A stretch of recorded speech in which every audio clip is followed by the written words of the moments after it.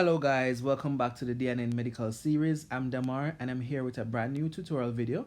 In today's video, we're going to look on the principles of inheritance. So it's basically how genes are transmitted through generations, alright? So from your parents to your grandparents to you. And there are different patterns of inheritance, and it is dependent on two things: whether the gene is dominant or the gene is recessive, or if the gene is autosomal or it is sex linked.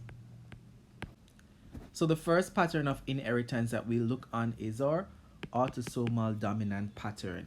Now in this pattern, one of the parent must have the dominant gene or the disease. So in this case is the mother that has the disease, and she transmits it to their her sons, and these sons now, when they copulate and be fertile and pass on offspring, the offsprings can also get this disease. So in an autosomal dominant, one of the parent must have the disease. It is transmitted to offspring and it can be transmitted further to other generations, and either sex can get it. So females can get it and males can get the disease.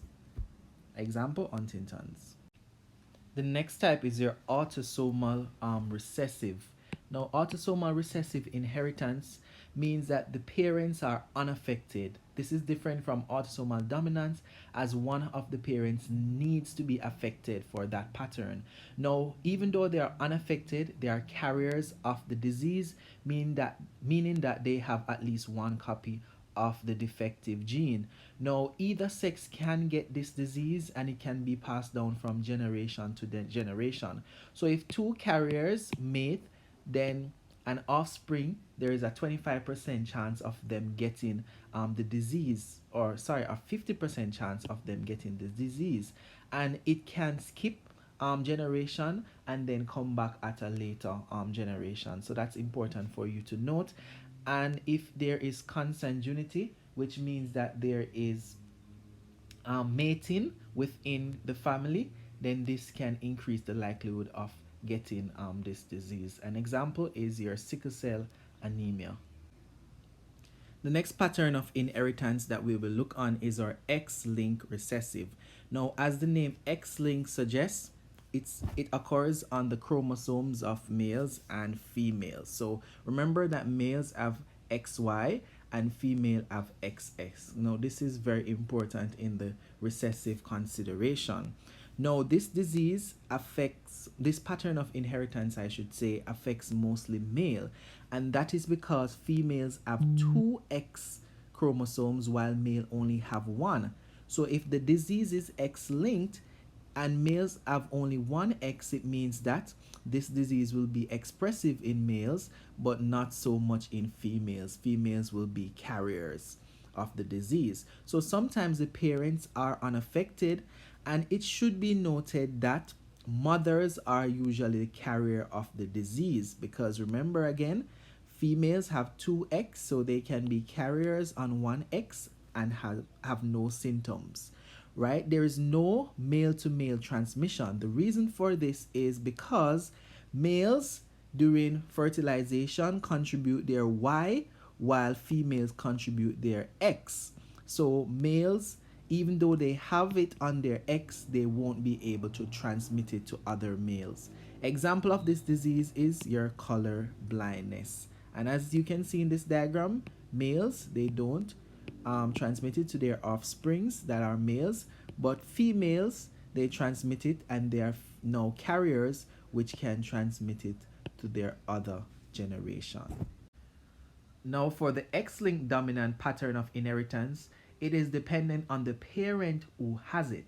So if a female parent is affected, right, remember that females have two X chromosomes. So if it's on one or if it's on both X chromosome, the female will present with the disease. Now, if they mate with a normal male, it is therefore a 50% chance of either female or male getting it, because the female will transmit an X to the male offspring and also an X to the female offspring.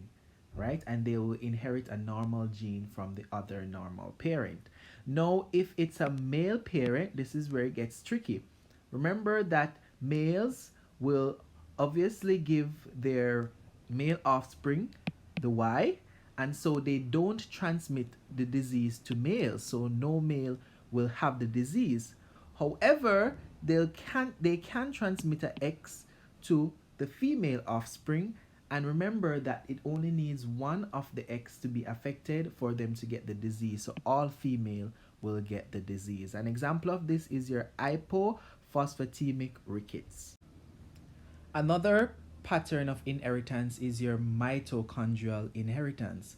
Before we get into it, it should be noted that you inherit your mitochondrial DNA from your mother. This is because the ovum is abundant in cytoplasm, and therefore you can have several mitochondria present, but in the sperm there is very little cytoplasm. All right, so if the mother is the one you inherit your mitochondrial genes, then all offspring from the mother will be affected by this disease. Now, because you don't get your mitochondrial DNA from your father, none of the father's offspring will have the disease. The last thing that we're going to look on is some variants that can occur with the autosomal dominant pattern of inheritance. The first one is your incomplete penetrance. This is where you get the defective gene, right, due to dominant inheritance. However, you express no symptom of the disease. All right, so you don't have any symptom, but you have the copy of the gene. Next one is your late onset disease. This occurs mostly with cancer, where you inherit the dominant gene, however, you don't present the symptoms until later on in life. With your variable expression, this is where you get the defective gene, but each person that has it gets different symptoms in terms of severity. So one may have mild symptom, one may have extreme symptom. Anticipation. Now this occurs when with generation there is increase in the severity of the disease. Example, Huntington, sorry. And with imprinting or parental origin, the effect of this mutation is dependent on which parental copy you receive. Example, Wendeman syndrome. Alright, that's it for this video.